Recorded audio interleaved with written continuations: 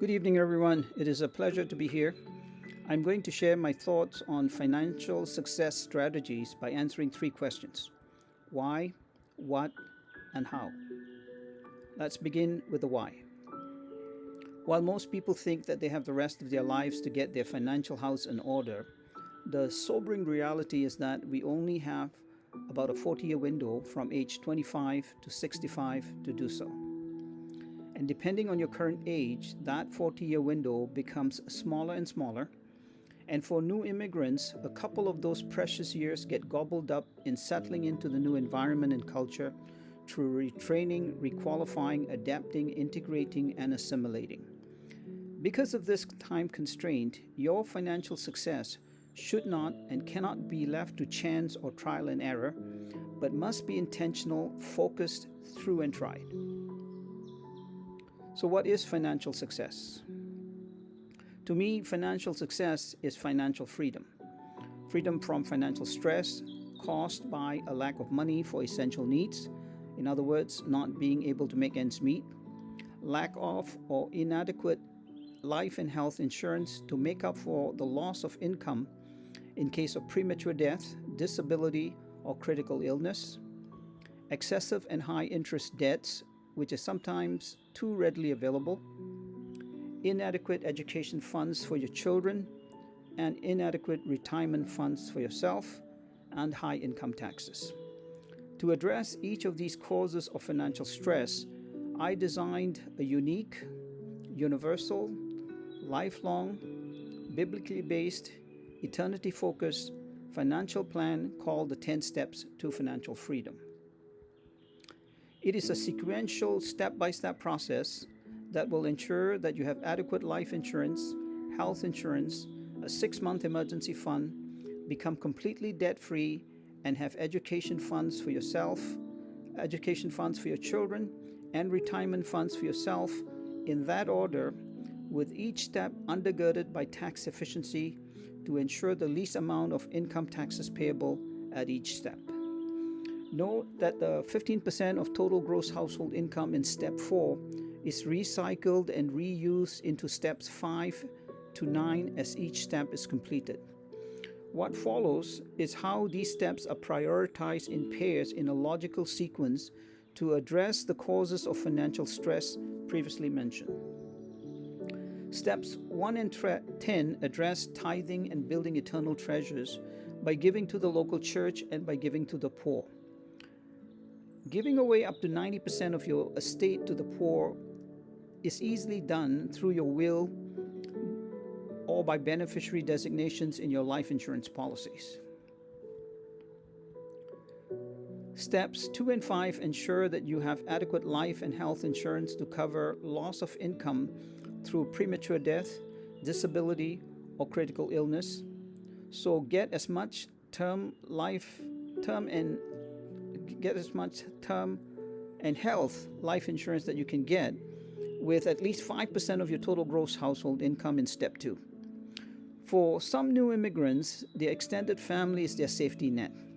By all means, depend on your extended family for moral support, but get the life and health insurance for financial support in case of premature death, disability, or critical illness, as it is guaranteed, more dependable, tax-free, and cheap.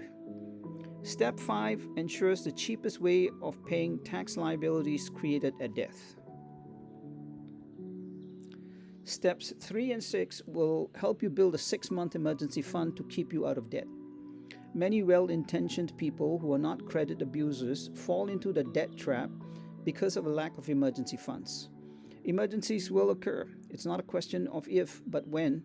And without an emergency fund, you will be forced to liquidate assets and investments, perhaps at an inopportune time, or go into debt to address the emergency. Steps 4 and 8 will enable you to become completely debt-free using a tool called the reverse debt snowball.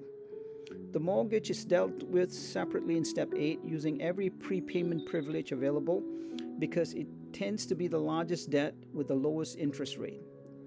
A word of caution to new immigrants about the ready availability of high interest credit in Canada. It is not free money.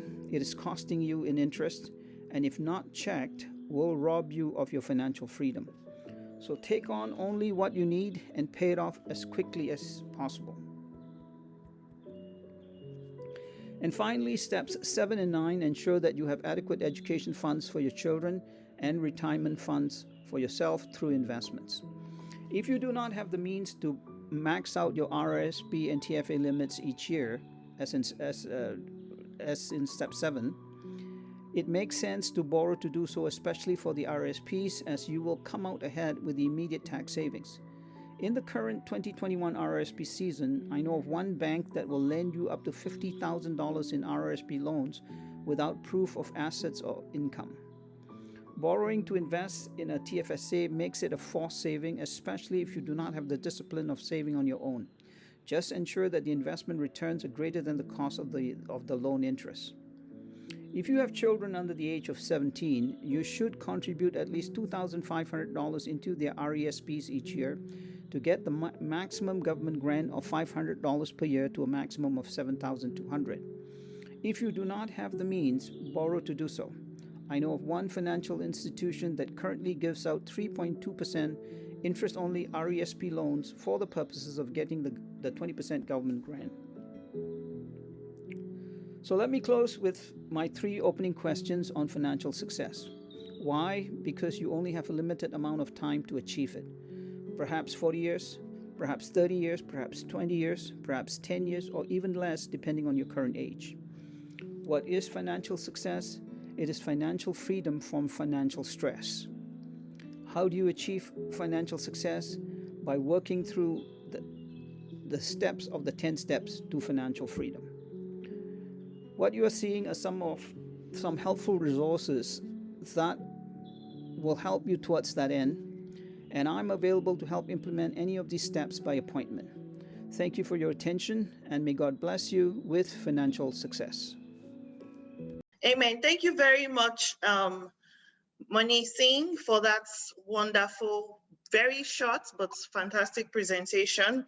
I mean, the big takeaway that I do see from that presentation is the owl, and a very, very big important point for immigrants, for us, is that credit could actually, lead to financial burden as well. So thank you very much for that wonderful presentation, Mani.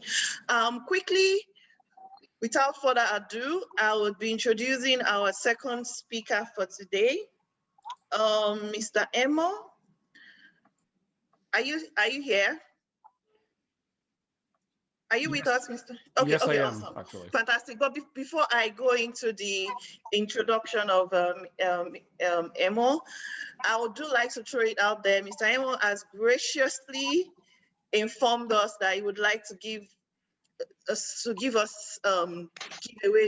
some giveaways today, and that would include a book for people that have children that are preparing for college, and then an online course on how to save money. All right, so that's, while keeping that in mind, I believe that would excite us towards listening to Mr. Emo today. I'll quickly run through his profile. In 2002, Emo Ikede started his company, AG Tech, to help people and businesses effectively manage their finances, increase productivity, and achieve their goals. He does this through coaching, workshops, seminars, online courses, publications, and personal example. Emo enjoys showing people how to easily take control of their finances through practical steps that bring the greatest rewards over time. Emo believes everyone has a skill, a hobby, or a passion that, when realized, brings fulfillment and joy. This is why he actively helps people find their passion and live their best life. Emo is a published author, and one of his highlights in 2019 was donating 9,000 copies of his book, How Students Save Over $10,000 a Year, so that every grade 12 students in Nova Scotia gets a free copy of How to Help Them manage their finances as they transition out of high school and start their post-secondary education and careers. Emo uses his MBA, PMP, IT, social media, social engine optimization, and business skills to help clients solve problems, get discovered, and increase profits. In his spare time, Emo plays tennis, squash, chess, and in a bubbly real estate that reminds them each day how to live life to the full. Welcoming expenses.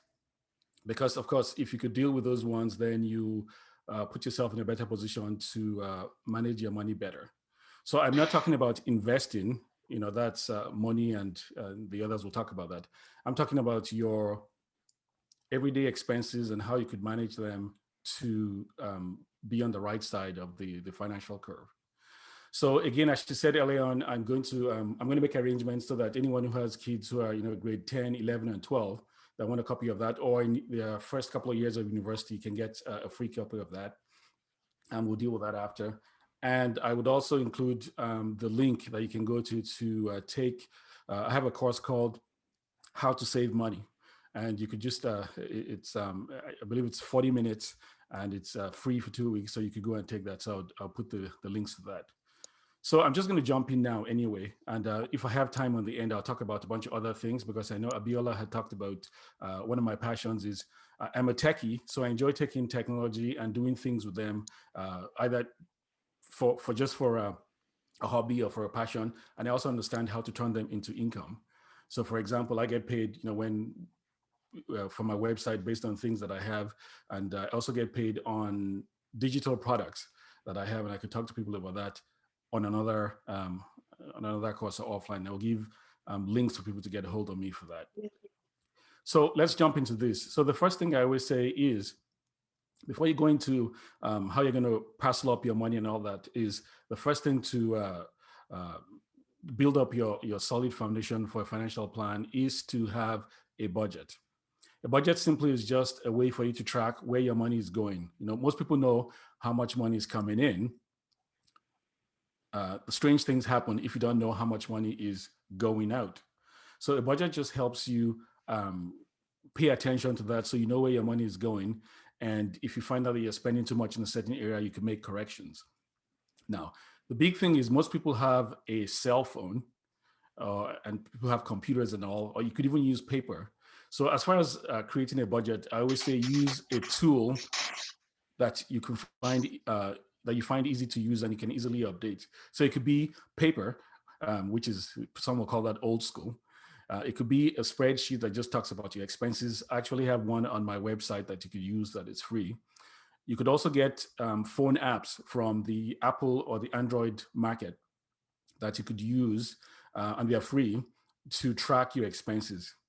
The key thing is to put in proper information so that you get proper conclusion on the end when it does the calculation. So if you're not entering in your expenses, then when you try to get a report at the end of the month, it doesn't come out right. So first thing I'll say is to, like I said, create a budget. And if you have problems with that, I'll include links to how you can get one on my website, or you could just go to your Android or your iPhone market and just download a free a free app that you could use to manage your budget. So the second thing I want to talk about has to do with what I call the big three. And these are the big three things that account for almost 62% of your expenditure every month. So this has to do with your housing or accommodation, which usually on average takes almost 30% of your expenses. Your automobile or transportation, which tends to take about 20%, and also food, which again on average takes about 13%. The big thing is if you take advantage of managing the big three, you'll find that you actually have a little bit more money than if you just let them happen on their own without any planning. This, when you're looking at your house, for example, which is your biggest expense, comes with, the bank might tell you you qualify for X amount of dollars in your mortgage, but it's up to you to decide, is that too much for you? And should you scale that back? The fact that you're told, for example, that you can afford a $500,000 house doesn't necessarily mean that you should get a $500,000 house. You might be best lowering the amount of money you put or budget for a house, so that if anything happens, i.e. somebody loses a job, or you have some life unexpected thing happens, you don't have a big expense that you have to take care of. So again, remember, housing accounts for almost 30% or more of your expenses. So it's trying to figure out how to do that for less. Now, when it comes to buying a house, some of the things you can do again is, like I said, sometimes if you move slightly further away from the center of the city, you tend to pay a little less money for that. When you're also getting your mortgage, it makes good sense to get a mortgage broker whose job is to get you the lowest rate possible, and they do it for free because the bank pays them. So these are some of the things you can do. So again, like I said, it's location. If you're downtown, it costs more money than if you're out on the outskirts. The thing you just have to factor in again is your commute to work. And of course, now that a lot of people are working from home and working remotely, that might not be a big issue, but you should also look into that. Now, when it comes to food, again, I guess some of the big things are eating out, or if you're cooking yourself, or how you buy things and where you buy things. There are quite a number of stores. If, for example, the person is a student, you get a 10% discount at certain stores on Tuesdays, or the other stores that sell things. For example, if we take chicken or so, it goes on sale almost every 2 or 3 weeks. And you could, if you have a freezer, you could buy, and then just it's almost like you buy enough to use, and then when that's almost done, you get into the next cycle and you buy things for less. The whole idea is, if you are buying things at a discount, you're putting money in your pocket, as opposed to just showing up in the store and just buying without planning. I know there are apps like flip.com that you can go in, and it gives you a searchable flyer where you can go in and type what you're looking for, and it tells you who has it on sale. So there is wiggle room in food. A big example I use is, if you make a cup of coffee yourself at home, it will cost you about 15 or 20 cents a cup. Whereas if you buy it from one of the stores, it could be anywhere from $1.50 to $5, right? And if you're drinking a cup of coffee every day and you multiply that over a year, it could be the difference of spending $36 a year if you make it yourself, or spending almost $2,000 if you buy it from one of the high-end stores. So again, it just tells you that the areas where you have wiggle room that you can work with. Now, keep in mind, like I said earlier on, that I'm going to include links to get to the website that has all this information, or you could take the course for free, so you could get some more information on that. Now, the last place which I'm going to talk about because of time is just transportation and your car, or you can buy a used car for $7,000, or you could buy a car for $70,000. Actually, you could buy a car for $2 million if you're buying a high-end car. So the point I'm trying to get at is there's a wide range between just getting the feature of transportation, which is getting a car.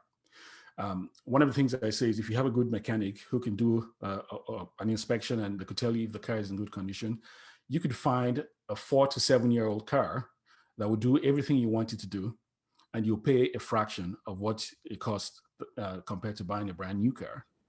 Yeah. If you do the math over time, if you have 2 cars in the house and you're buying brand new, over a 25 period time, you're going to spend the same amount of money on cars as you would on buying a house, right? Or you could buy used and pay a whole lot less, depending again on your budget. Yeah. Right. Now, Abiola, how much time do I have before I'm out of time? Yeah. Okay. You know what? I will end here. I wish you all the best in your finances. And again, I'm going to leave some links. I'll make some arrangements after, and we'll figure out where that's going to go. And maybe during the question and answer period, we'll have some more clarity on that. So thank you for coming out, and I wish you all the best in your finances. Excellent. Thank you so much, Emo. We really appreciate that wonderful presentation on how we should manage our everyday expenses. Thank you so much. We would be running straight to our third speaker now, and I'll be reading his bio. Our third speaker for today is Gokul Jaipal. And Gokul Jaipal is a seasoned and motivated stock investor. He's a currency trader and he's also an author. He's passionate about frugal living and intelligent investing.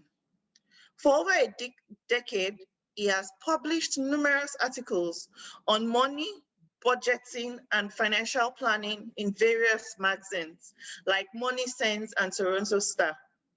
Gokul travels extensively and loves to read books. Please join me in welcoming Gokul Jaipal for his presentation. Thank you.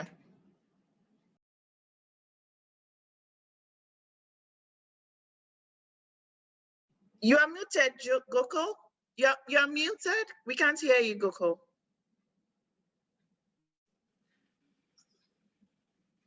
Hello, Gokul. Yeah. Oh, Gokul. Okay. So thank you, Gokul. Yeah, because of time constraints, I have to finish my speech, a little bit short. Yeah. So I'll come straight to the point. So, do anyone know that who is the most important person in the world? Do anyone know who is the most important person in the world? It's you. All of us. It's you. You are the most important person in the world, right? So it's every one of us, and at the same time, and you are the most ignored person in the world, right? Ourselves. We ignore ourselves, right? We ignore ourselves in every possible way we can think of, right? Say, for example, we don't go to bed at the proper time. We go to bed by 11, 12, 1, 2, as you please. You chat in the phone or whatever, like you think sleeping 8 hours a night is a waste of time. Pretty much everyone. So we eat bad food, right? We don't think twice that we have to eat good food. We don't exercise. We just sit at one place, keep the channels changing every time, and with a bag of chips, we watch TV. Mindless eating, right? At the same time, in the same context, we are very bad with our money too. We take everything granted. Money, oh no, it's okay, it comes and goes. So what's the big deal? So we have the attitude to money like that. So let's forget about everything, bad eating, exercise, no exercise. Let's not worry about that. Let's concentrate on the money part. Okay.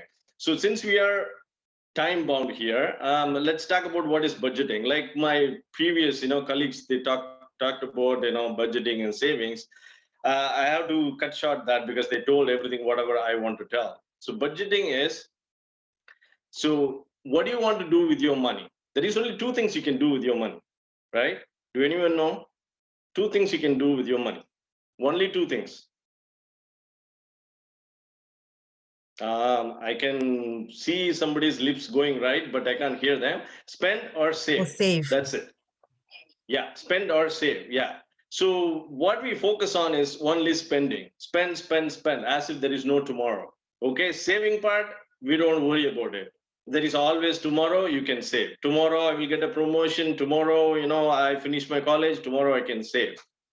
Right? That's the attitude we have. But when we talk about budgeting, you have to track your money. It's a dirty word. People think that budgeting is a dirty word. No, it's not. It's a liberating word. You liberate yourself from ashes. That's how you have to look at it. And to track your money, see how much money is going to to your spending. Set goals. What is your short-term goals? You want to finish your college in 3 years? You want to get your son or daughter married? Whatever, you plan accordingly, make a budget, spend. So there is no surprises at the end of the month. That's how you do it with budgeting. Budgeting, it works in different ways to different people, right?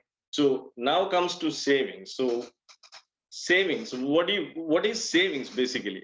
Savings is nothing but you pay a portion of money to your future self. It's you getting paid for the hard work you are doing. Every month, we work hard and we make everybody happy. Your grocery store, you make, you give money, thousands of money to your grocery store. You make them happy. You pay, to your bank fees. Oh, it's only $5, bank fees. I can pay them because I got my pay. And then you pay your utility company, you pay your cell phone company. Everybody are happy with your money. Why not you be happy with your money? So that's what it, pay yourself first. So let savings be your first expense. So do that and see money follows, like it piles up like a snowball. And now comes the debt. Okay, debt part. That's the most killer part. Have anyone heard of a French philosopher named Denis Diderot? Anyone? Denis Diderot. No, Google it after we finish the meet, right?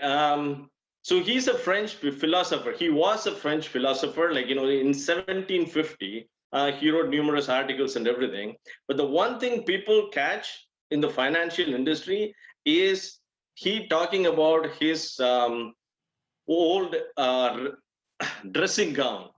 So regrets of his old dressing gown. So what is so good or so bad about this story? What Denis Diderot have done? Okay, this story goes like this. Let me make it short. Okay, so one fine day, Denis Diderot was not happy with his old dressing gown. So he just wanted to get rid of it. With his money, he wanted to buy a new dressing gown. So he went out, he bought a dressing gown with silk and cashmere, everything in it. And he was so proud of it. He was wearing it every day. What he did, he threw his old dressing gown out. So now, because he is wearing the brand new, silk woven, cashmere, whatever dressing gown, he was looking at his old carpet in his house and he was not happy with that. Oh, you know what? I need to change my carpet because it's not matching my gown. So he bought a brand new carpet. So to match the carpet, yeah, like, he changed the carpet and then like he changed the paint of the wall. And then he had an old bookshelf with a lot of book collection, because these are old books. Those are looking ugly for him. It doesn't match with his dressing gown. So he got rid of all the books, right? He had a fireplace which was keeping him warm for all winter in France. Now he got rid of the fireplace and then he set up a nice mirror. So every morning, every night, he can look at the beauty of his gown. Right? So he was feeling proud of himself, right? While at the same time, he was sitting in the cold in winter because he don't have the fireplace, right? So what happened one day, the gown got stained and he started to deal with the stain. Oh my God, I feel like I should have my old gown because if I wash my old gown, the stain will be gone in a minute and all this. So to cut it short, this is the same Denis Diderot story effect we see in our lives. What do? Same thing. The chain link, spending, non-stop spending. See, we renovate a bedroom and then we change the furniture. Oh, it doesn't match with the new renovation. I have old furniture. I have to change it. Yeah. Throw it out. Buy new furniture. So pretty much everything we keep on going. Say, for example, iPhone 12. You want an iPhone 12. You already have an iPhone 11. Oh, you think, I'm missing some features. I want to upgrade it. Right? And then you have, 2021 car, you need a 2021 car, but you already have a 2018 car. You think that, oh, I don't have the lane detection system. What if I fall asleep while I am driving? Somebody has to tell me don't fall asleep. Rather than park it in the, wherever you are going, park it, sleep a while you are on the highway, take an exit, sleep, and then you start to drive. But somebody has to tell you, like an automatic lane detection system. So you spend another $10,000 more for that feature. So this endless spending keeps on piling up. We don't feel guilty. We don't feel guilty until we see the credit card statements. End of the month, oh my God, how come? How it happened? I was spending mindlessly all these days, right? So, you're a good person. You love everybody. But the love doesn't work there. You cannot go to your bank and pay your banker with, 2 kisses. No, he won't agree with that. No. Yeah. I want to pay my bill with some love to you. No, that doesn't work like that way. Right? So credit card debt is not a bad thing. It's not a bad thing. The only bad thing, for example, if you owe $1,000 debt, You pay back $1,000 debt, everything is fine, everybody is happy, bank is happy, you are happy. But the problem is there is a special thing which is called interest. Interest is the killer. That too, it's not a simple interest. I don't want to go explain simple interest. Simple interest is no one thing called the compound interest, that is the eighth wonder of the world. Compound interest can make somebody very rich or very. Are you using it to your advantage? Are you using it to your banker's advantage? That's the difference, right? So let's see. So use your debt to make yourself rich. That is a whole different topic. We will deal with, some other time. Now, when we talk about the investments, okay? So budgeting is okay, savings is okay, debt we already deal with it. Now comes the investment. So when you do this properly, you have money to invest. You save money, that's not going anywhere. With the saved money, you can't accumulate wealth. That's it. It's there sitting idle. You put it under a mattress, whatever, it's just there. Okay? So how do you put the best use of your money? Investing.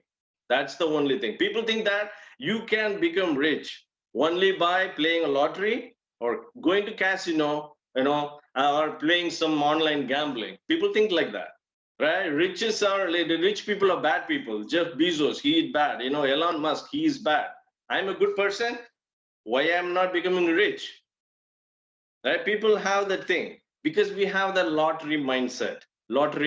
That's what it is. We want to get rich tomorrow, which is never going to happen, right? Slow and steady, surely you can get rich.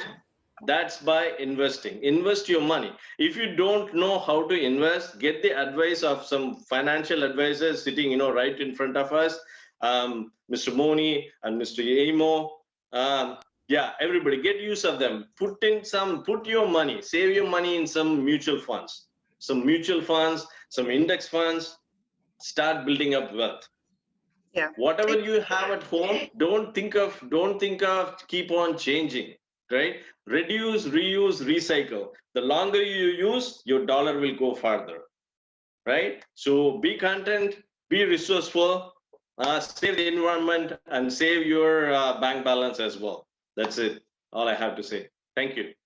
Perfect. Thank you so much, Gokul, for the insightful and detailed presentation on investing and savings and putting ourselves first, essentially. Thank you so much. Without further ado, to save time, because our time is running really fast, I will introduce our fourth and definitely not the least speaker for today, Mr. Yemi Akindoju. Is the president of Vanity Fashions Limited, a privately owned and operated Canadian company, founded in 1989 and a leader in the fashion jewelry industry. Prior to this, Yemi worked with Scotiabank for 12 years, where he retired as a senior client relationship manager, commercial banking. Immediately prior to immigrating to Canada in 2001, Yemi was a senior executive at Sterling Bank Nigeria Limited. Yemi holds an accounting diploma and an MBA in banking and finance from Nigeria. He is also a fellow of the Institute of Chartered Accountants of Nigeria since 1991. He has over 35 years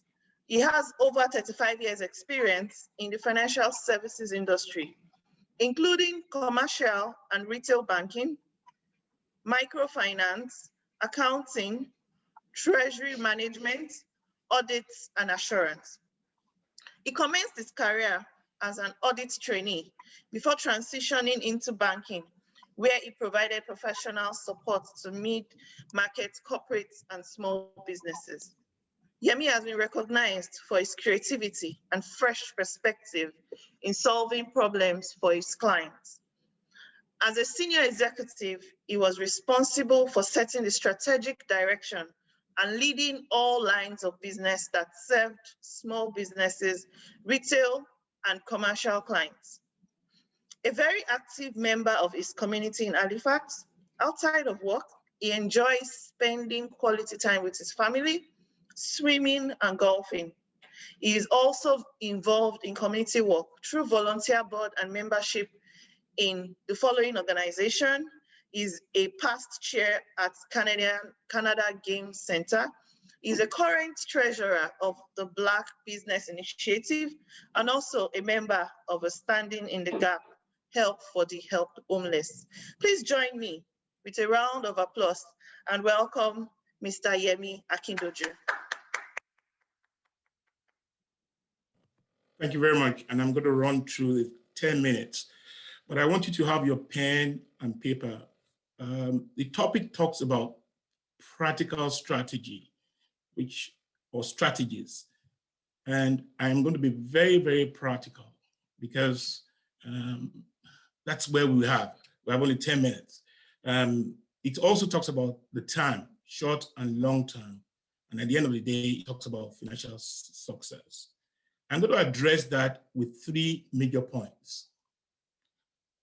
Please write this down. Net positive, net negative, and the last one will be habit. You want to drive towards being net positive. What does that mean? Savings equals investment. It doesn't matter how much we earn. What matters is how much we spend. Financial success is not wealth. It equals peace of mind.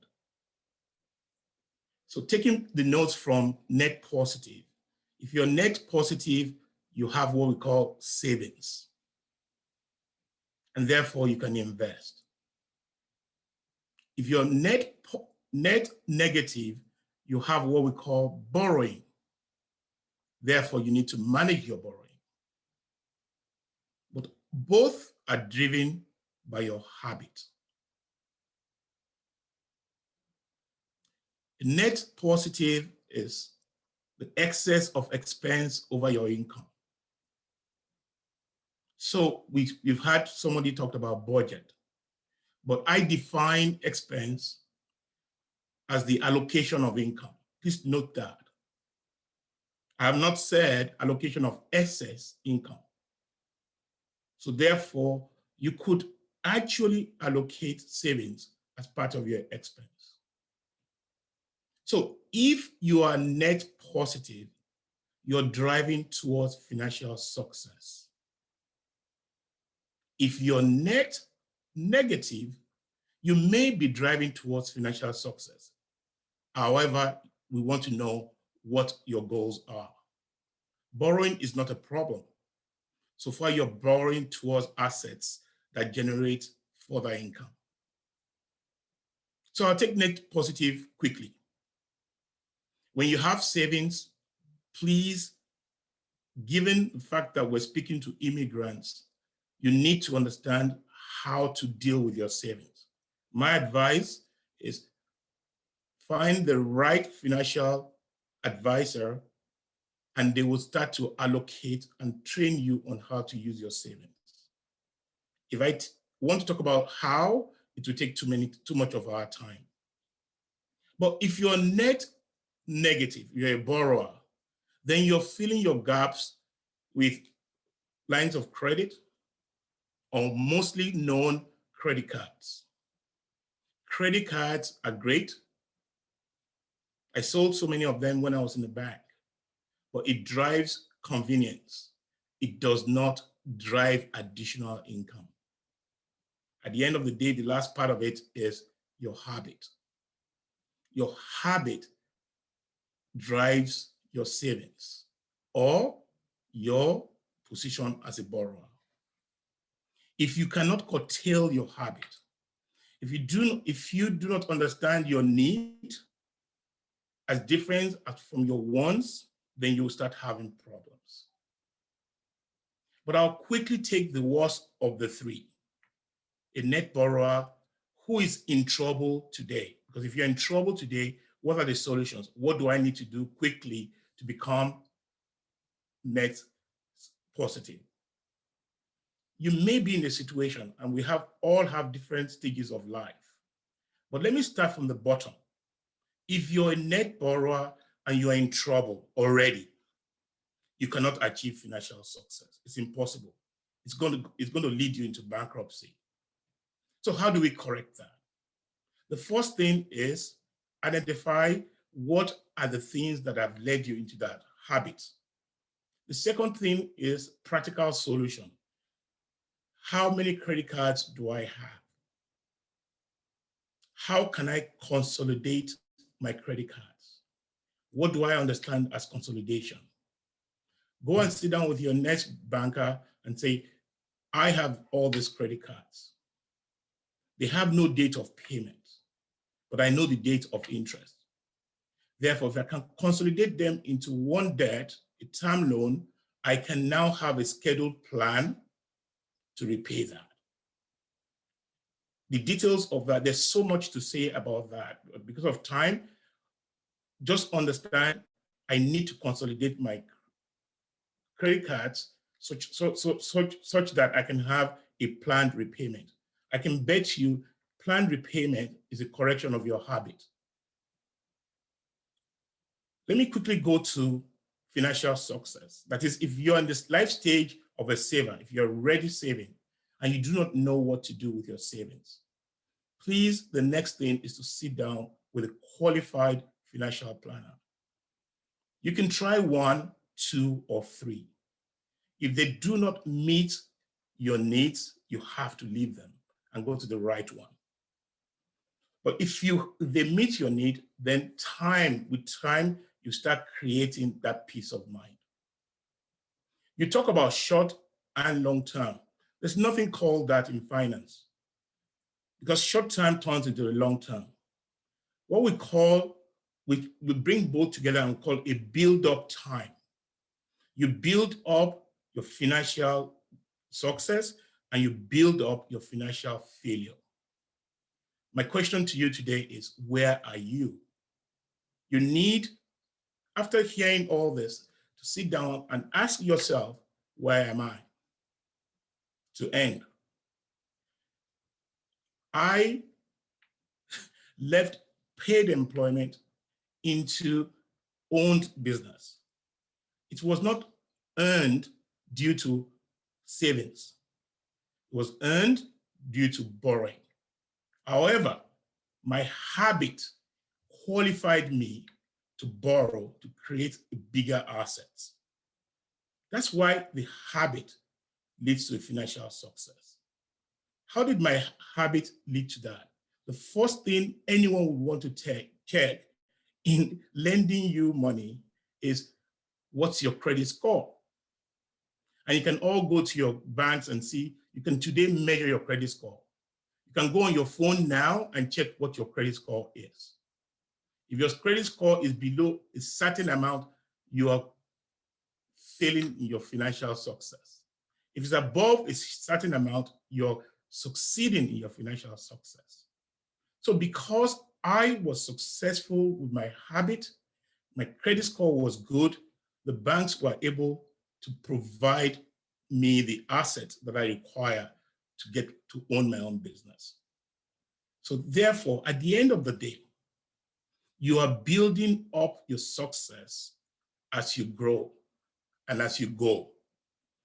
Do not wait for a time whereby you can put everything together and say you've achieved success. Success is built with time. I'm trying to rush things together here, but because of time, I think the best thing is during question and answers, if you ask the right questions, we'll be able to address your answers. I hope I've been able to lay down the basic practical ways to achieve success. Thank you. Excellent. Thank you very much, Yemi, for that excellent presentation and really thought-provoking on how our habits impact our financial success. Thank you, and thanks so much to all our panelists for today. We've had so many questions pouring in the comments, and that's because, you know, this session has really impacted everyone. Your opening remarks, starting from the impact of financial success, from money to Gokul to Emo. So I would allow Debbie to read some of the questions out. I noticed some of Emo has been responding to a couple of questions, but we might have some that we would have our panelists respond to, you know, on the call as well. So Debbie, do you want to read us our first question for tonight? Absolutely. Thank you, Abiola, for the great job you're doing. And I want to say a big thank you to all of our panelists for the impactful presentation and, you know, the information you've given to us today.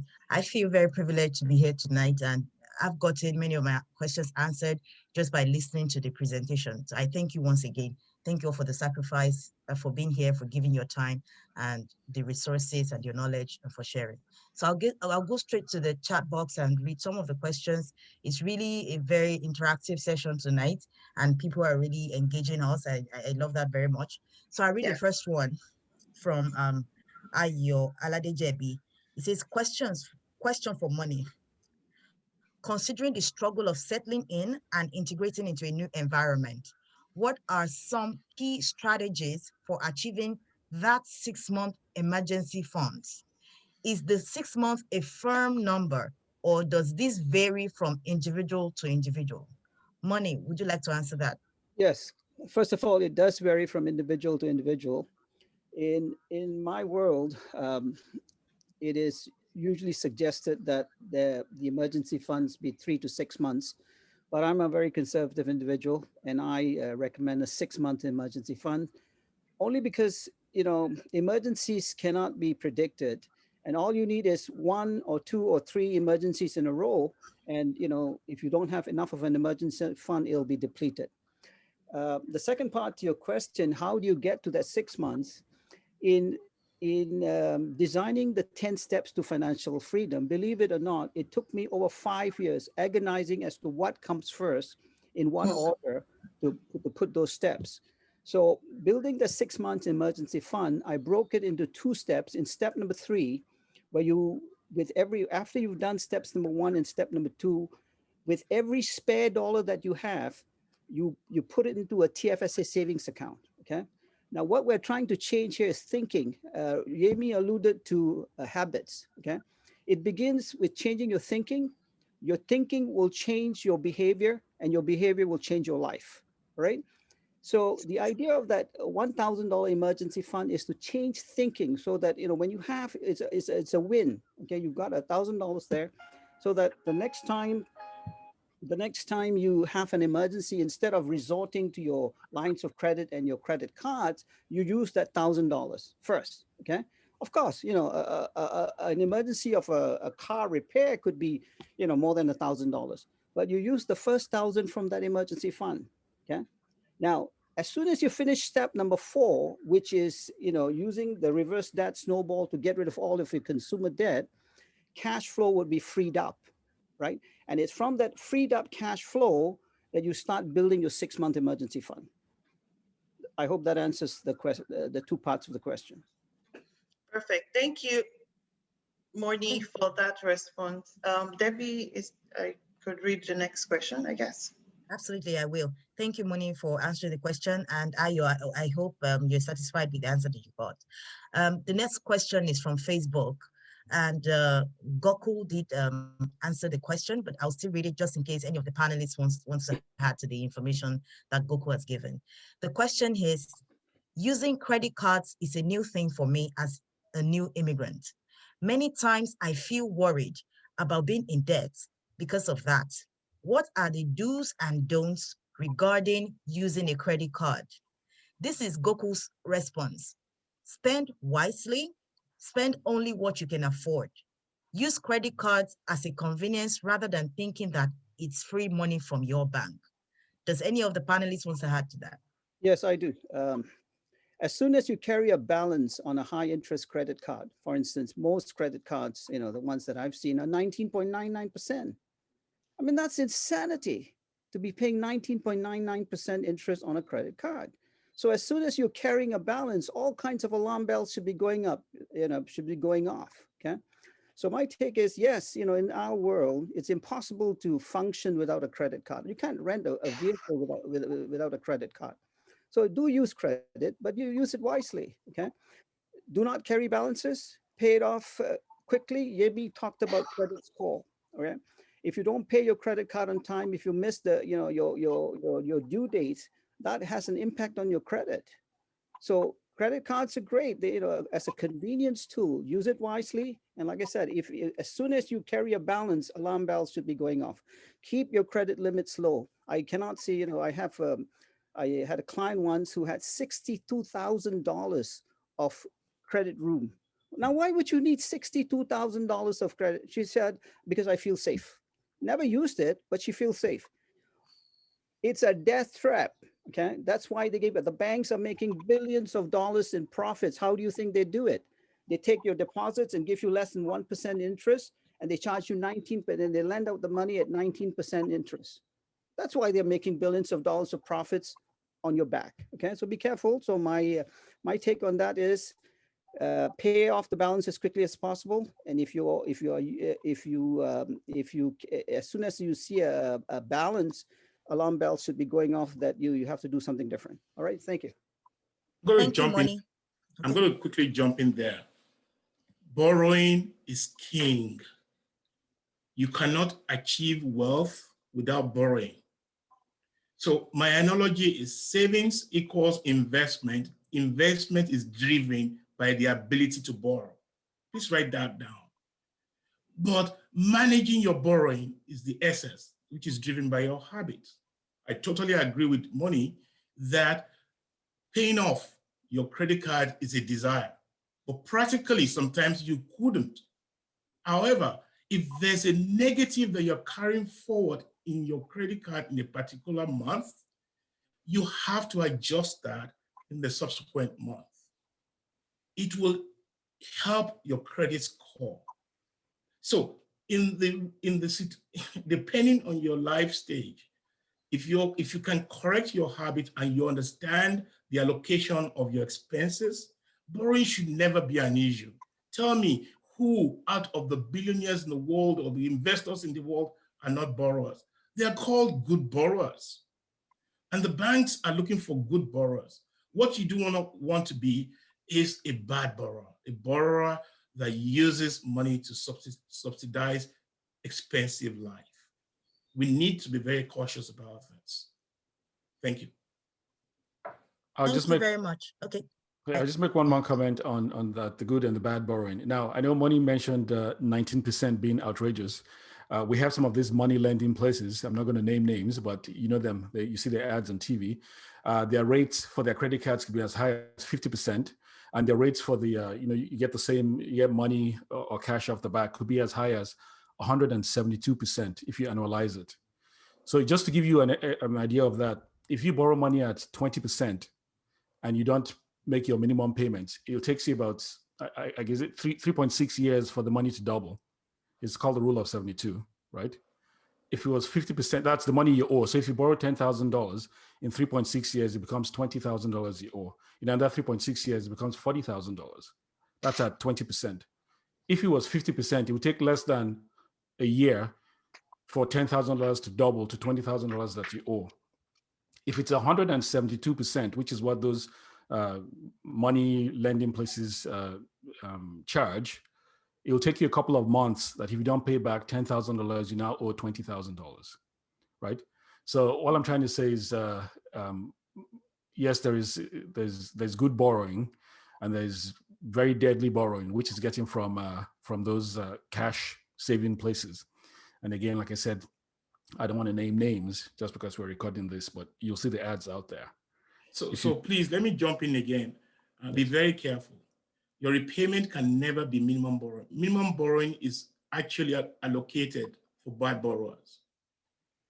What we want you to do, if you're using a credit line to cover your gaps, your credit line could be just a credit line, which will be a standard interest rate. Your gap could be covered by credit cards. Like Moni said, those credit cards must be paid from free cash flow. It must be paid off on a monthly basis. However, if you're not unable to pay it in a particular month due to changes in life, it is not death. You can take away from the next month,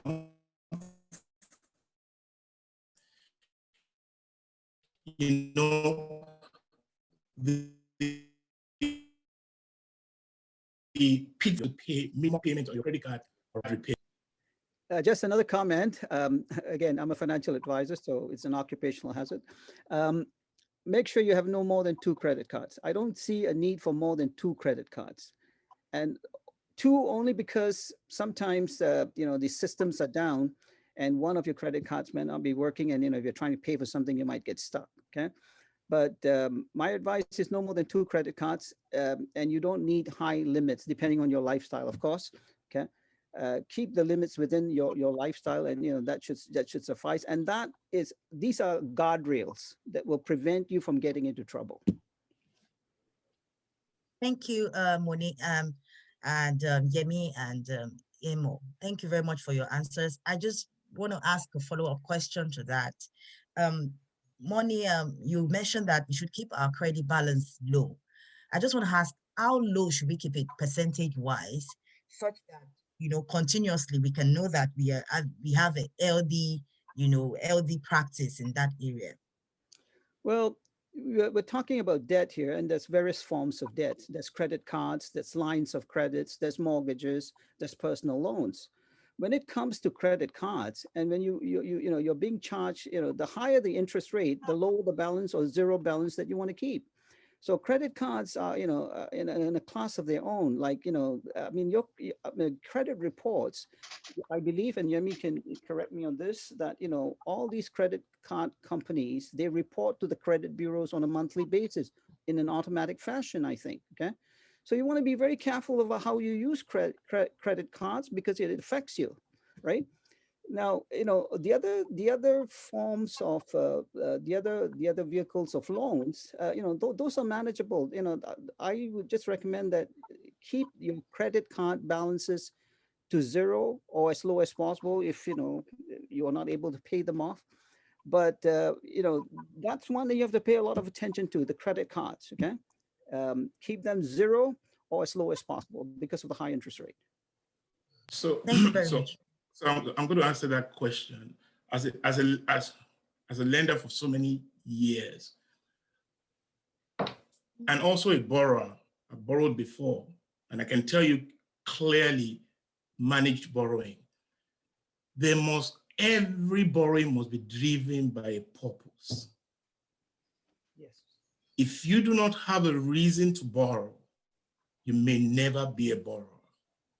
So Moni said there are different forms of credit. So for you and I today would be simply 1, line of credit. Credit driven by your mortgage or credit driven by credit cards. Your credit card is simply a convenience credit. If you use your credit card permanently, it's a sign of trouble. You will eventually, that means you have maxed out your line of credit. And that's another trouble. Because if you have gap in your line of credit, which is 4% maximum, or nowadays is even lower at 2% or 3%, why do you want to use a line of credit at 19%? There's a problem. However, talking about bad credits and credit scores, it is not just your bank loans or your credit cards that leads into a bad credit. Your car leases, your oil tank, if you do not pay them, if they give you credit, your phone bills, if you pay on a credit basis and you do not pay back and you're reported, it goes into your credit bureau. Anything that you have enjoyed credit on may lead you into a bad situation. So to your question specifically, how much credit is enough for an individual? It depends on your life stage. and the purpose for which the loan was granted or was needed for. But always have it in mind. It's a borrowed fund. It has a term. It has conditions. Fulfill all the conditions and the term of the credit, and you'll be fine. Okay, I just want to add one thing, Amy.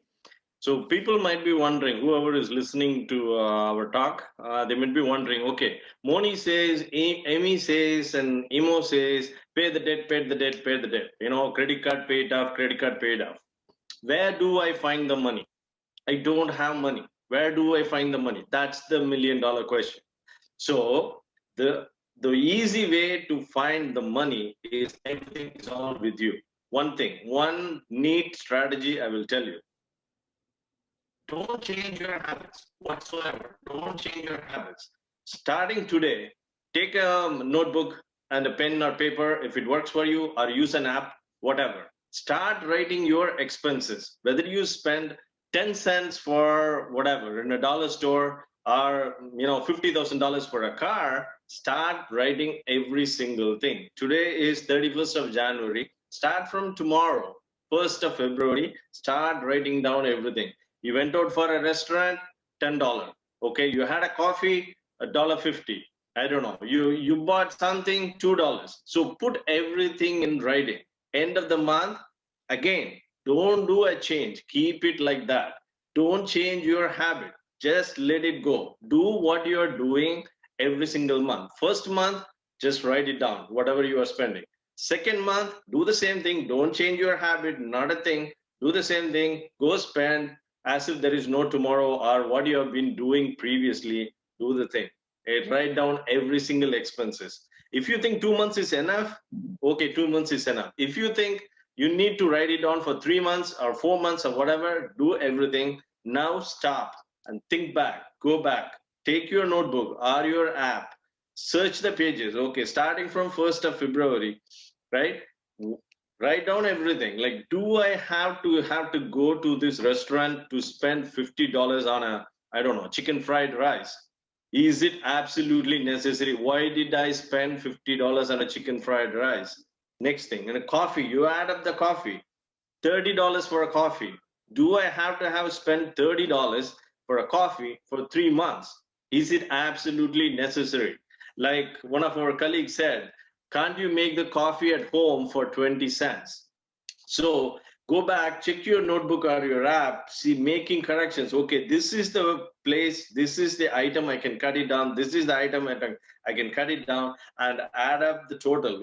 In 3 months, I'm sure that you would have, wasted your money, at least $300 of your money you have wasted. Guaranteed it will be more than that. So now you found the money. Change your habit after 3 months. $300, $300, cut down what you think it's not necessary. There you go. Money is there with you. That's all I want to say. Yeah. Thank you very much, Gokul. This next statement is for Emo. Fumi says, please, I would like a copy of your book. Thanks. Emo, is there any way anyone who is interested in getting your book can contact you? How would you like us to do that? You know what? How about this? Just go to, I'm going to put the website here. It's ejitech.com. Use the contact form there and just tell me, please send me a copy of the book. I was on this call, and I'll take care of that. So I'm going to put the web address here. So I've included that in the chat place. You could paste that into Facebook, and they should just use the contact form there and just reference the fact that it was from this talk. Yeah. Thank you very much for that. This next question is for Emo too. It's from Ayola Dejebi. He says, how can we help many of our immigrant communities to understand that used does not mean defective or second-rated? And that's talking about used clothes, used furniture, used automobiles. Excellent. That's a great question. And I know, coming from where I came from, where used things were regarded as old, and here you have quite a number of used things that are in, some people keep things that are almost in the same condition that, they were brand new.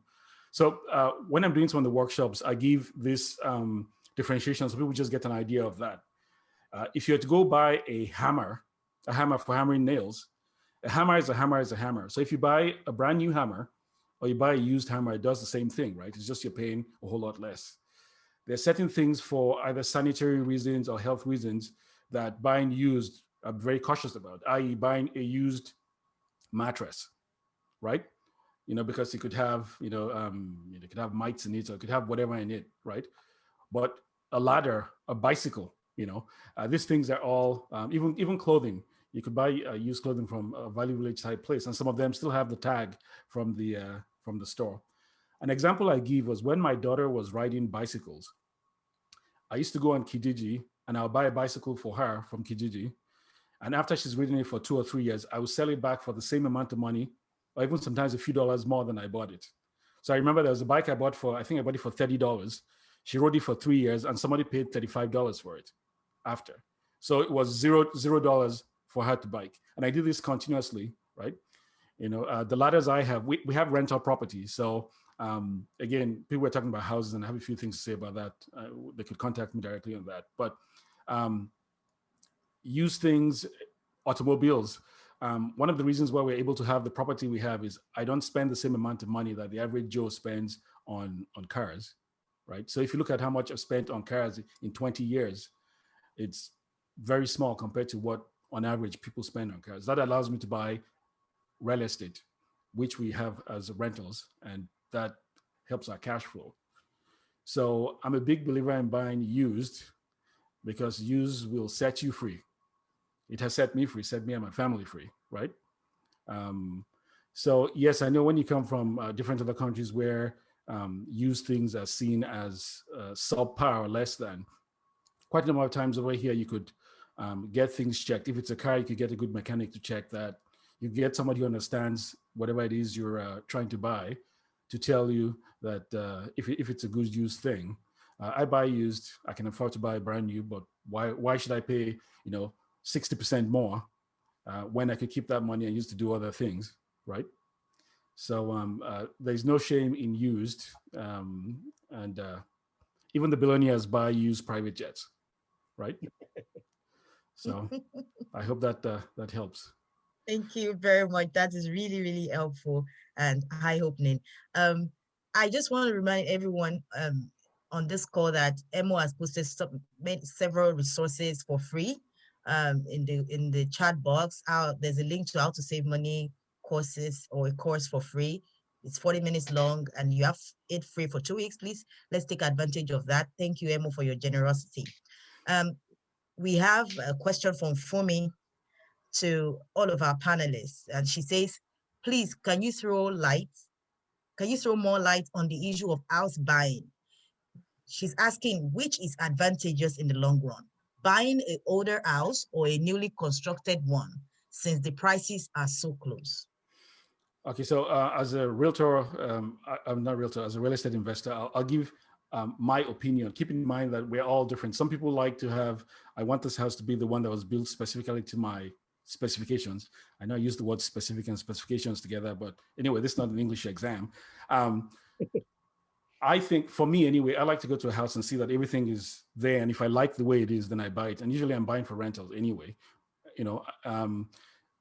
I think it just depends on you. If you're somebody who wouldn't sleep well because you you didn't build a house brand new, then that's what it is, right? So it's a tough one to give a straight answer to, because it depends. But I think it just depends on you. Depends on the price of the house. It depends on the location of the house. Does it suit the need that you have? If it does, used is, you're going to get someone to inspect the house anyway, so they could tell you what's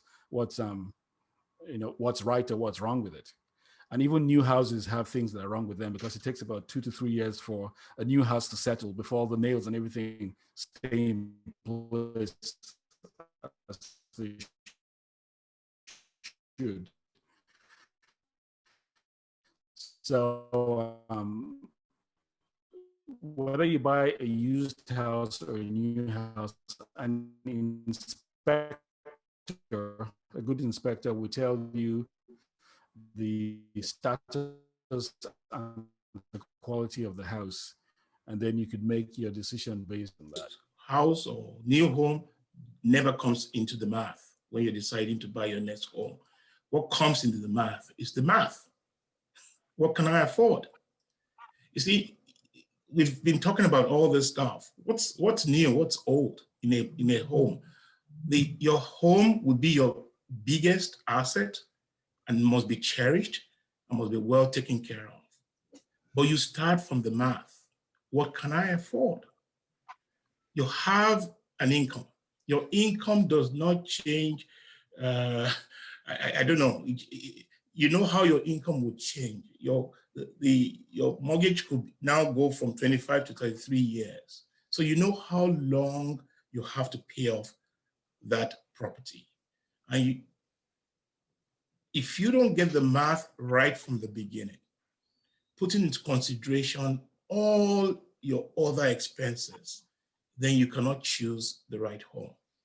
That's one. Number two, the home itself, the documents that provide you the details of the purchase consideration, details exactly what the likely cost of the home will be.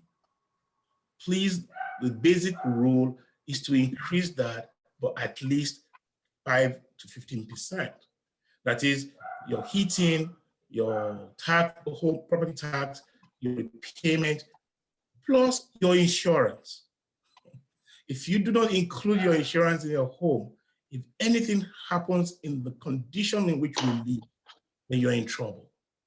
So what really matters in which house I choose to buy is my ability to purchase that house after taking into consideration proper math. Before I go here, it is important in all this. Your life stage is number one. Choose somebody who is your financial mentor that you can chat with on all these things.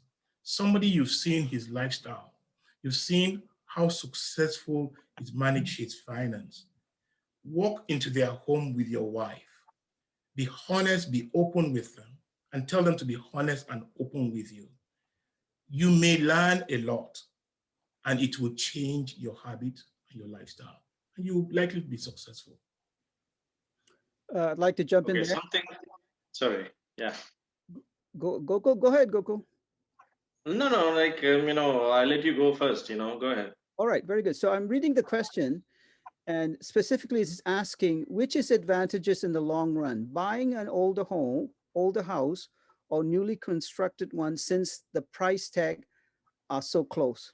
So I'm assuming that the issue of affordability is the same here, because she's saying, do I buy a new house or do I buy an older home or a newly constructed home? So my take is this: I'm not a handyman. I have no home maintenance skills. So to me, I would prefer to buy something that's in between, a home that's about 5 to 10 years old, that's already broken in. Okay? There are dangers, I think, of buying a newly constructed home, because you don't know what you're in for. Things could go wrong. An older home, the bones of the house are going to go over time. I'm saying, the roof will last about 25 years. So if you're buying a house that's 20 years old, you can expect, to replace the roof in about 5 years from then, compared to a brand new home where, it's going to last for 25 years. I mean, once you've taken over the house, I mean, all the repairs and maintenance are on your dime. Okay. So my answer to that question is, buy a home that's 5 to 10 years old. Okay. So that you can avoid any things that have gone wrong. The house has been broken into, and an older home, you can expect, there'll be maintenance costs that you can expect. So that's my take on that. Thank you, Moni. Thank you, Yemi, and thank you, Yemi. Go ahead, Coco, please. Yeah, I just want to add one thing, right? Like, say, when I was talking about, like, finding money from your salary, like, you cut down your expenditure or using a pocketbook, you can save $300 in 3 months. Okay, still, if you want to save more, there are ways to find free money. It's your money, you find it for free. How do you do that? Okay, few things you can do. Right when we finish the meeting, maybe like it's too late on a Sunday, tomorrow, call your cell phone company, for example, tell them you can't afford to pay that bill. Say, for example, your bill is $50 a month. Tell them, you lost a job or you having trouble paying that $50. I want to keep the same phone plan, but I can't pay $50. How can you help me? They will definitely work with you. They don't want to lose you as a customer. That's one thing. So they will give you a break, pay us $45, $40, whatever, but you keep the same cell phone plan. Right there, you save $10, right? Next, you call your car insurance company, right? Raise your deductible. Same with your utility company. Call them, tell them you are having problem paying that so much money. So they will work with you. They will save your bill so that you don't lose your insurance. At the same time, you pay less premium. Same with your bank as well. Bank fees. You might be, without even considering, you might be paying like $14.95 as a bank fee every month. You don't need the bank account, right? You might go for a, the step lower where you bank only like 10 times a month or 5 times a month. You don't need the 14 premium bank there. So if you do some, a little bit of adjustments, you can guarantee you can save some $50 to $100 a month. So that's how you can find some free money. Like, go through your bills. There are ways right there. Yeah. Thank you, Goku, for your comment. There is a question here for Goku, and he has already answered in the chat box, but I just want to see if any of the other panelists would like to add to it. The question says, hi, Goku, which is recommended for investing, single stocks or mutual funds? And Goku answered with, he says, stocks are risky. If you don't know what you're doing, you will be crushed in the market. Mutual funds are for newbies. Get to know that first and read everything about stocks to develop your knowledge in the market. Does any of the panelists want to add to that? I'll jump in there. The best investor in the world, Warren Buffett, recommends index funds. They are passively managed. They follow the indexes. Now, if he is the best investor in the world and he recommends that, and I would go with his recommendation.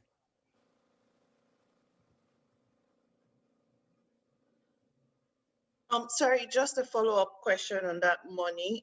Just to enlighten everyone on the call, could you expatiate further on an index fund, just so that everyone understands what you're talking about? Sure. Thank you. Mutual funds are actively managed, and that's the whole idea of mutual funds, because most of us don't have the knowledge or the time to manage a basket of stocks.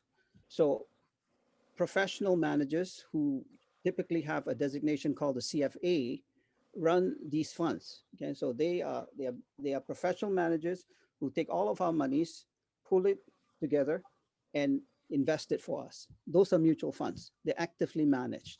Yeah. Index funds just follow the various indexes that are out there, the Dow Jones Industrial Average, the S&P 500, okay, which averages of a group of stocks that are out there, 500 or 30, depending. So these are not actively managed. They're basically, just mimicking the indexes, and hence the expense is very low. So Warren Buffett says, Warren Buffett is a single stock investor. I mean, that's how he became a billionaire. But he says that if you are not an investor, if you don't have the know-how, okay, and if you do want to invest in the stock market, he recommends index funds or exchange traded funds for the lower management expenses, okay, because they're passively managed. Does that throw some light on that? Let me just add a little bit, and I want people to be very, very careful here. Investing is a different ball game, and if you do not know, you need to sit in front of a good investment advisor. But the most important thing is, where is your life stage? And if I have what when I was discussing earlier, I said savings equals investment. If you are at the stage of investment, there's one other stage that we call diversification of portfolio. You want to diversify your portfolio. Maybe you want to be in real estate, you want to be in cash, you want to be in stocks, you want to be in this or that. But I think identify your comfort level first. What's my free cash flow? How much do I need to invest? And who is the best person to advise me where I do not know? Bringing the best advisor to your stage of life is critical. The last question too about mortgages and money, you threw a bit of light into that. If you're talking about similar cost of old and existing, regardless of anything, if the cost, if the purchase consideration is similar, I would not even determine the year, or I'll go for a new one. But the most important thing in your first asset that I hear about residence is location, location, location. Your location drives the value, your location drives the price. If you really do not know about it, please seek advice. Always seek advice on things that you do not have full clarity about.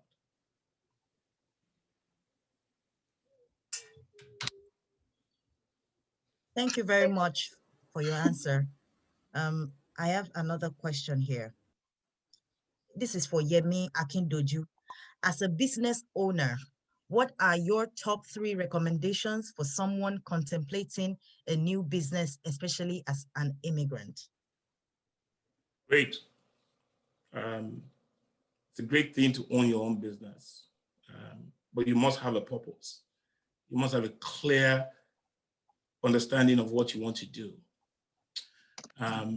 There are different channels. You may want to start your own business. You may want to jump into an existing business that has its own already customer base, cash flow, and other things, or you want to join somebody as partnership.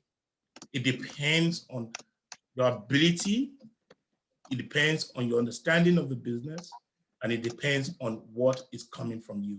I have seen a startup business grow so fast to success. The standard here is that you might have a bit of challenge starting up business in this environment if you do not really have the support and the cash to back it up. But if you have an existing business and you can demonstrate that, one, you have a personal good credit and the business has good cash flow, then you can go to the banks like BDC and other for cash flow loan. They will give you support. And then if you want to go into partnership with somebody, then both of you must be bringing something to the table that would drive that critical success. So it depends. It's difficult to advise, but if you have a passion for a particular thing, please drive it. No matter how small, you can start from your kitchen and build on it on a day-to-day basis. So far you follow your dream through it, you'll be successful. Thank you very much, Yemi. I have another question here, and although Emo Ikede has already given an explicit response, I would like for any of the panelists to also add their own quota. The question says, how does student loan affect other borrowing, e.g. mortgage? And what is the best way to pay off your student loans? Regular monthly payments or lump sum? He gave an answer, and the answer is, your student loan payment amount will affect your debt ratio. Your debt ratio affects the amount of money a bank will lend you for a mortgage. As per regular monthly or lump sum to pay off your student loans, it depends on your cash flow. Also, consider the interest rate of your student loan and pay any other debt you have. Put more money on the highest interest debt. This will increase the amount of interest you pay overall. Does anyone want to add to that?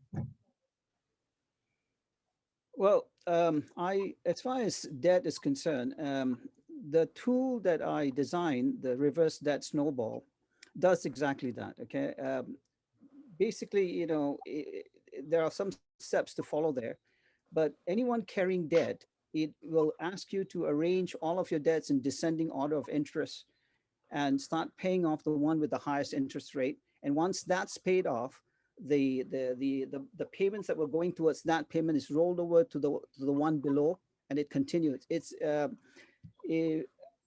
what I have found, that was designed about 10 years ago, and the feedback that I have got from people who've used it is that it's one of the best things that's happened to them, because it really got them out of consumer debt, right? So I just wanted to put a plug in there that I did put out the website. It's called the reversedebtsnowball.com. It's a 6-minute presentation on how to use the tool. Go there, check it out. And if you're carrying debt, it will get you out of debt, okay, if you use it. I would also add to that, student loans is a necessary debt. You've created an asset with a student loan. And it's always, in most cases, slightly flexible. Flexible on interest rate, flexible on term. Where it is flexible, please maximize the flexibility. That is, where you can extend the term of repayment, please maximize that. Because you're not sure, as a student, now going into the job environment, you're not sure what your income and your expense would be. And they allow for that. However, in determining your future debt, the student loan must be taken into consideration. Because at the end of the day, your student loan, if not repaid, if you've set it aside for too long, can also impact your credit score. Thank you very much for your answer. I have another question here from Alex A. He says, in terms of managing expenses, what are the alternatives, e.g. from government, for an immigrant to pay student fees?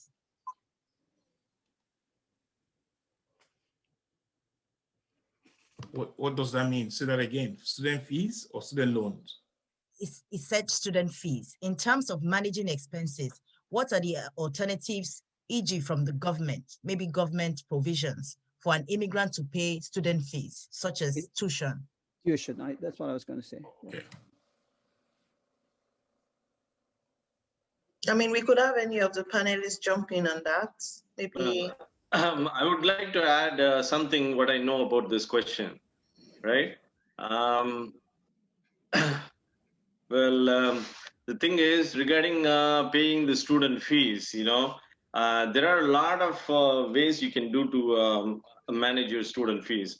I would just like to add, I did my master's degree in UK and also my PhD in UK, right? So right from my master's till my PhD, I spent $0. So nothing, $0, because all I used government's money to pay my fees, because I got a full fellowship to finish my master's and also PhD. This is not just to boast, saying that I did this, I did that, or something. There are ways. What I did was finding a scholarship from your department. If you are in a school or a college, go to your supervisor, talk to your teacher.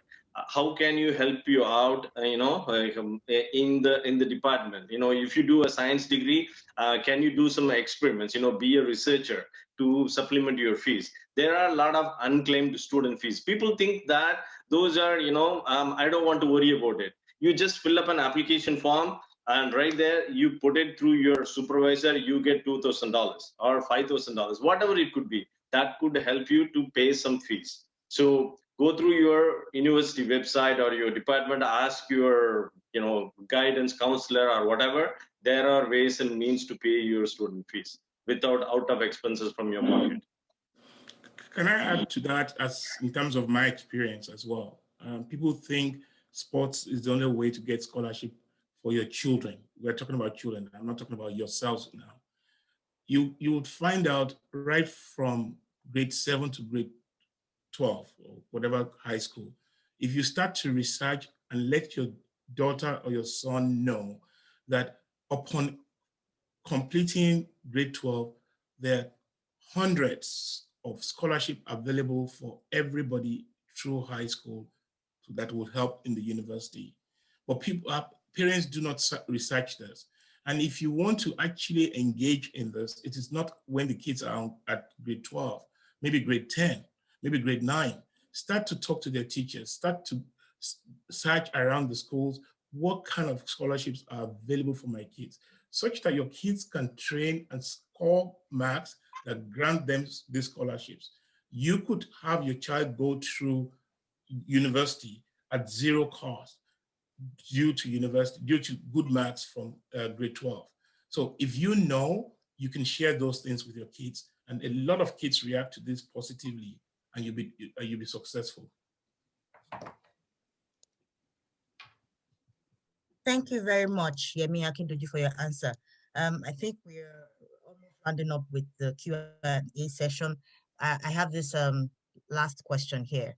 It says, what is a good starting amount for a mutual fund or index fund? And Gokul answered with, there is no good starting point. It's how much you can invest every month with discipline. $10, $100, or $1,000 every month. Stick to it. As Moni said, choose an index fund, invest every month, and don't look back. After 10 years, see the growth while reaping dividends every quarter. Does anyone else want to speak to that? I'll jump in there. My take is that you don't get into investments before you have life and health insurance in place and before you get rid of your debts. You have to walk before you run, before you can. You have to crawl before you walk and before you run. If you go into investments, whether it be in the stock market in the form of mutual funds or individual stocks or into real estate or into owning businesses, you are doing it backwards. Okay. First things first, none of us has a guarantee of time. Okay. If you get up in the morning and you leave and you don't come back home, you know, the income, whether from employment or self-employment, comes to an end. The first thing you need to address is the insurance, okay? Because none of us has a guarantee of time or health. The second thing is, if you're carrying debt, the best investment that you can make is to pay down that debt, particularly if it is non-deductible debt, right? Because you're paying that debt interest with after-tax dollars. So if I'm paying $1 in debt interest, and if I'm in the 50% tax bracket, I have to earn $2 before I can pay the interest of $1, right? So when you pay off a credit card, and I think, Gokul, I read one of your articles, you alluded to the same thing, where you said that if you're carrying interest of 19.99%, paying that off, not having to pay that, is equivalent to earning 19.99% with after tax. So to me, if you have debt, there's an order to do things, okay? There will be a time for investment, right? But you must not do it if you're carrying debt. The first thing you need to do is get rid of those debts first, okay? And the reverse debt snowball enables you to do it. And depending on how much debt you carry, it could take you 6 months or it could take you 10 years or more, depending on how much debt you carry. But once you get out of debt, now you are ready to invest, okay? And that's what I recommend. Thank you. Well, Moni, I totally agree with you. The first investment is your life insurance, if you can, and no matter how small it is. It's an investment that you do not benefit from, but your estate will, and it supports everything that you own or owe. So talking to somebody who knows about that is kingdom. It's important. You may think, oh, $50,000 life insurance is not important. It's as important as whoever has 5 million. However, especially when you're younger, get into it quickly and roll it over as you get older. But again, all these details, because of time, make sure you're sitting in front of somebody, please. It's a great advice that you think personally has been successful in life. Listen to them, share what you need, what your situation is, and they will be able to help you share the experiences with you, and you can learn in this new place that we've all found ourselves. Thank you. Thank you very much, Yemi. Just one more point to add. To Moni and Amy, what they said was 100% right. As Moni said, first things first, yeah, investing is a good thing. Yeah, but that comes last, actually. Finish off your first things first, like, having a life insurance. That's the most, needed thing. If you are an individual, you don't have, except your parents, mom and dad, they don't depend on you. So obviously you don't need an insurance. But when you have a family like wife and kids who they depend on you, absolute necessary that you should have an insurance. And that too, when you are young, it's very easy to get an insurance. Not like, when you are 50 years old trying to look for an insurance, that's too bad, too late, you can't. So when you are in 20s, 30s, it's easy to get term life or whatever kind of insurance you want to get. That's up to you. You get an insurance to protect your family.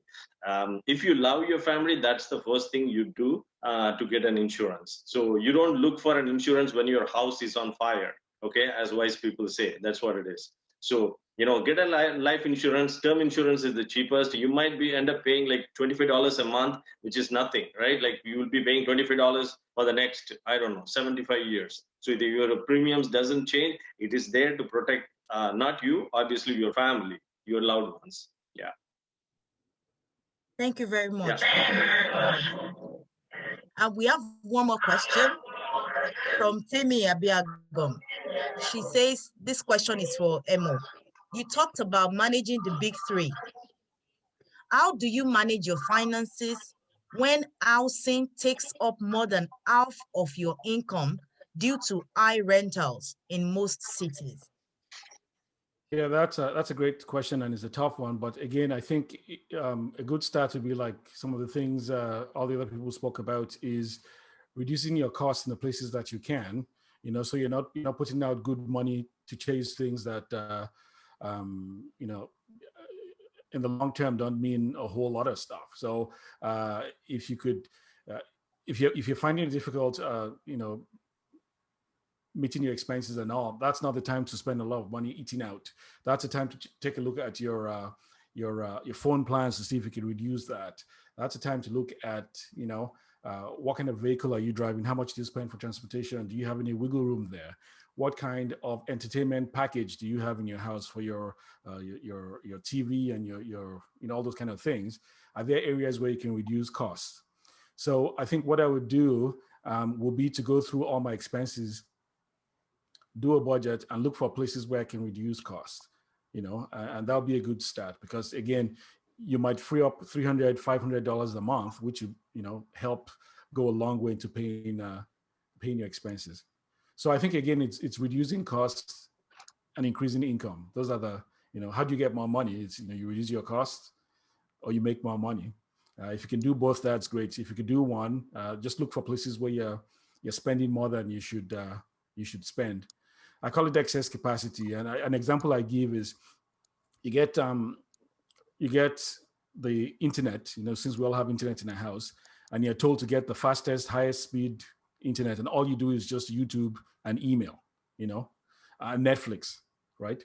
Netflix will run, I think, on three, I forget if it's three, I forget the terms of the internet and all, but it would run on a whole lot lower than what you think. And if all you're doing is just internet, Netflix, and YouTube, you do not need the fastest internet. It sounds good, but it's excess capacity.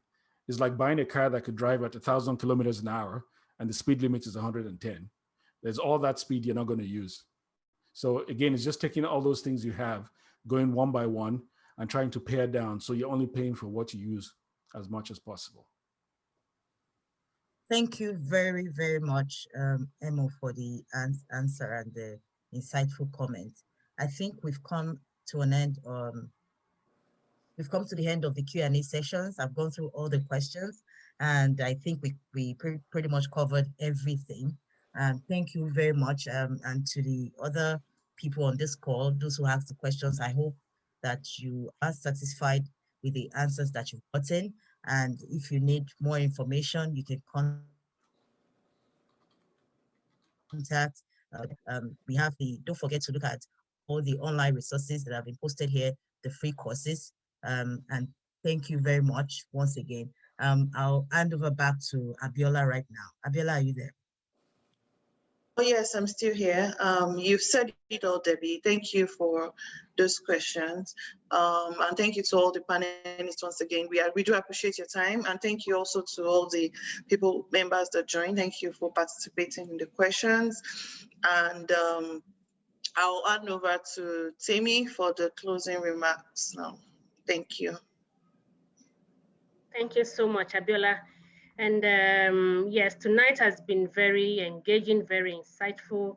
I personally have learned a lot, and I believe everyone has learned a lot as well. From Moni, who talked about what, why, and how of financial success, and habits that drives savings and borrowing from Yemi Akidoju, and of course, paying ourselves first. And for those practical tips from Imo, we are very grateful. So my name is Temitope Abiagom, and I'm one of the organizing team for the Immigrant Parent Network. And I want to say a very big thank you to all the speakers tonight. I know Goku, you told me how busy you were and you still honored the invitation. Thank you so much. Thank you, Moni. This is the second time Moni is honoring our invitation. We really honor you. Thank you so much. Thank you, Uncle Yemi, for your support. Very grateful. And to Imo Ikede, thank you so much. Thank you for those resources. Thank you for those practical tips. And it was nice meeting you on LinkedIn as well. Thank you, thank you, thank you so much. And to the organizing team, I want to say a very big thank you to this amazing, amazing team of people who had been so hardworking, very selfless people, very dedicated. Thank you for all that you do. Thank you for all the parent volunteers as well, and all the parents that has joined us tonight from coast to coast to coast. And for in some cases, some are joining us from outside Canada. We really appreciate you. Don't forget, as we always say, we are currently looking for organizing team. We are looking for volunteers. If you want to get involved, just get in touch with any of the members of the team. We are looking for people to give back to the community. This is it's volunteer run. So we do it in our spare time, weekends, and it's a lot of hard work. We need more people on board. So, feel free to, shoot me a text or anything, or just go on the Facebook group and tell us that you'll be interested in that. And as the African proverb says, that it takes a village to raise a child. So I would say tonight that you find the community and stay connected to that community as well. So this is one of such communities that you can stay engaged with to learn, to share our experiences. No one is an island. We are here for ourselves. So let's stay connected, and it's going to be a good night from me. Good night, everyone. Thanks for being here. Thanks to all the parents, and stay safe until next time. Bye. Good night, everyone. Bye. Bye. Good night. Thank you. Thank you. Good night. Thank you. Good night. Thank you.